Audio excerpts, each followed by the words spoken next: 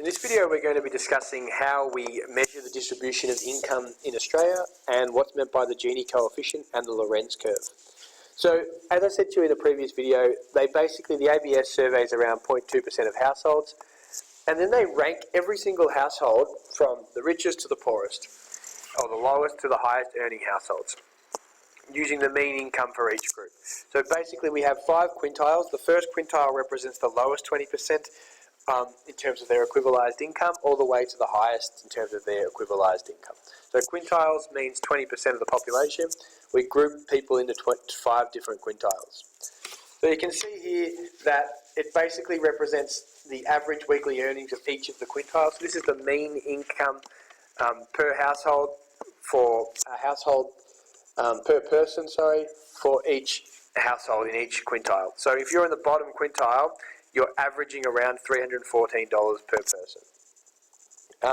It's not quite that. It's basically, they give 1 to the first adult and then 0.5 to the second and each subsequent person over 14 and 0.3 to everyone under 14. So what I mean by that, if this was a family of 5 with 2 adults and then say 2 kids under 14, basically what they would do is they would divide the total income by 2.6.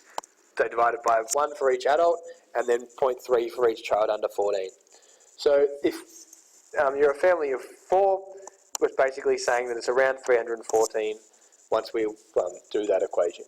If you're in the top quintile, you're earning $1,704 per person, or not quite per person, but basically per person. If that's a couple with just 2 adults, it would be $1,704 per person. So if you're bringing in $3,500 between the 2 of you per week, you're in the top quintile. Then what they do is this red line represents the line of absolute equality. So it's basically saying if every quintile earned exactly the same. Then you've got this green line that represents the cumulative total for each quintile. So what we're basically saying is that the bottom 20% of earners earn 7.4% of Australia's income. The bottom 2 combined earn 19.8%. So the bottom 40% of income earners in Australia earn around 19.8% of the income. And then the bottom 60% earn 36.8%. The bottom 80% earn nearly 60% of the total income. So therefore the top 20% earn around 40.2% of our total income. The further this green line is out, the more inequitable the distribution of income. So if this line was sort of closer to the horizontal line at the bottom, it would mean the distribution of income is more inequitable. If it's closer to the red line or the orange line or whatever you see that as, so if it was here, it would mean a more equitable distribution of income. Okay, so you can see this is the distribution of income by wealth. The lowest 20% only have 1% of the wealth, and the highest 20% have 62% of the income. So you can see the Lorenz curve for wealth is a lot more inequitable.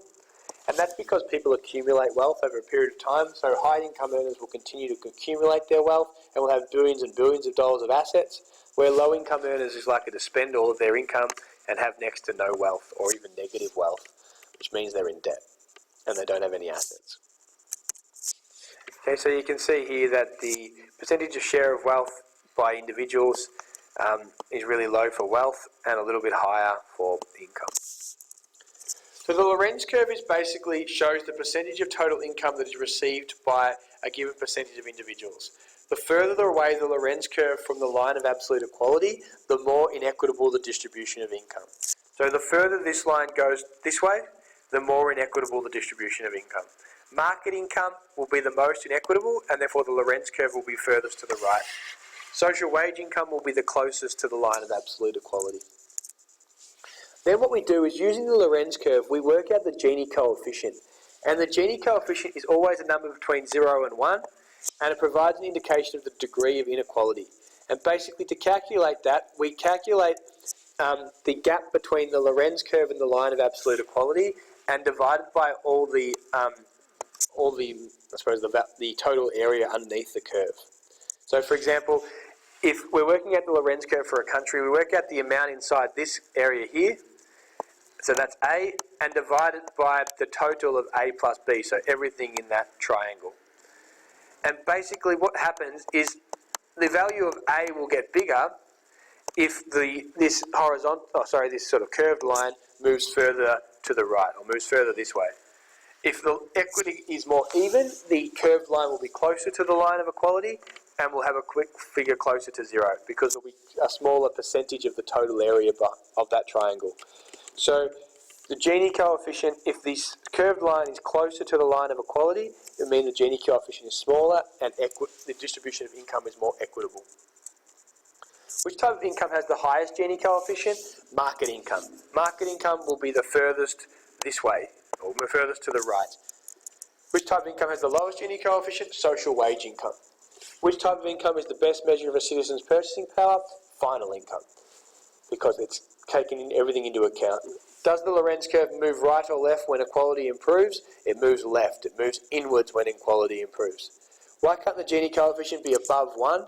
Well, because the lowest 20% of people can't be earning more than 20% of the income, because then they're kind of not the lowest anymore. So it has to be, I suppose, below this line, and A has to be, can't be above 1. You also need to know how different things will impact upon the Gini coefficient, and also what type of income they would affect. So you need to know your types of income really well, so you can link different policies to how they would affect different types of income. So for example, if the government was to means test the baby bonus, only low-income earners would get it, and therefore it would help to improve the distribution of income and shift the Lorenz curve left and lower the Gini coefficient. Increasing the luxury car tax, well, high-income earners are the only ones that have luxury cars, low-income earners don't, so that will help to improve the distribution of income and lower the Gini coefficient for final income. If we increase the progressivity of the tax system, high-income earners are going to be paying a higher percentage of their income in tax. That will lead to a lower Gini coefficient for disposable income. The tobacco excise and carbon tax are both indirect taxes, and therefore they can lead to a higher Gini coefficient because they affect low-income earners more than high-income earners. Increasing capital gains tax is going to hurt high-income earners because they're the ones with property, and will reduce the Gini coefficient. We'll talk about this one in class.